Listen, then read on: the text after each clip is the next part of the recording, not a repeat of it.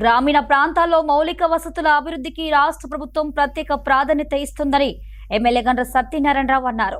గురువారం భూపాలపల్లి నియోజకవర్గం గణపురం మండలంలోని పలు గ్రామాల్లో మహాత్మా గాంధీ జాతీయ గ్రామీణ ఉపాధి హామీ పథకం నిధులతో నిర్మాణం పూర్తి చేసిన సీసీ రోడ్లను గురువారం ఎమ్మెల్యే గండ్ర సత్యనారాయణరావు ముఖ్య అతిథిగా హాజరై ప్రారంభించారు.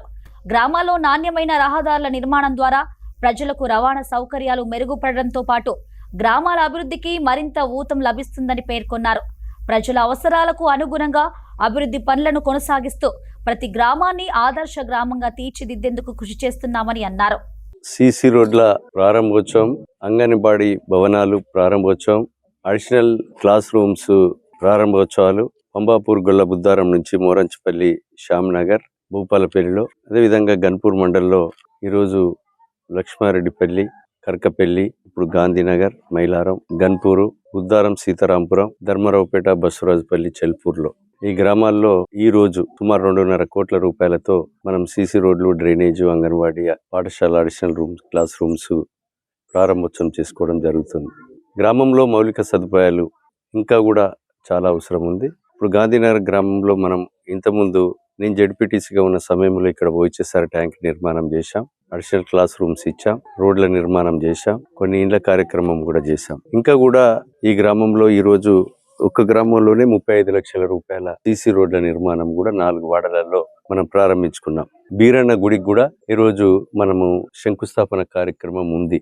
దాన్ని కూడా SDF లో నా నిధుల నుంచి ఇవ్వడం జరిగింది. అదేవిధంగా పెద్దమ్మ దేవాలయానికి కూడా 10 లక్షల రూపాయలు ఇచ్చాం. గాంధీనగర్ గ్రామంలో ఈ రోజు గాంధీనగర్ సెంటర్ కు చెల్పూర్ నుంచి గుడపాడు వరకు 664 కోట్ల రూపాయలతో 4 లైన్ల రోడ్డు కూడా మంజూరై టెండర్ అయిపోయింది. 4 లైన్ కూడా గాంధీనగర్ గ్రామంలో మంచి షెల్టర్, బస్ షెల్టర్ కూడా నిర్మాణం చేసి భూపాలపల్లి నుంచి సిఆర్ నగర్ బాంబులగడ్డ మీదకి వెళ్ళి బైపాస్ రోడ్ నిర్మాణం కూడా కర్కపల్లి గాంధీనగర్ మధ్యలో దింపుతాం. దానికి కూడా 500 కోట్ల రూపాయలు ఏదైతే శాంక్షన్ అయ్యి DPR టెండర్ కూడా పిలవడం జరిగింది. గాంధీనగర్ లో రాబోయేటువంటి ఒక సంవత్సరంన్నర తర్వాత ఇక్కడ ఒక మంచి సిటీ వాతావరణాన్ని కల్పించే విధంగా ఇంటిగ్రేటెడ్ ఇంటర్నేషనల్ స్కూల్ గాంధీనగర్ గుట్ట మీద పోయిన లీడర్ మన ఓట్లతో గెలిచిన వ్యక్తులు 187 ఎకరాలు ఏదైతే ఆయన ఆయిల్ ఫ్యాక్టరీకి లీజు తీసుకుంటే దాన్ని నేను శాసనసభ్యునిగా అయిన తర్వాత ఈ ప్రాంత ప్రజలు ప్రతిపక్షంగా ఉన్నప్పుడు ధర్నాలు చేశాం.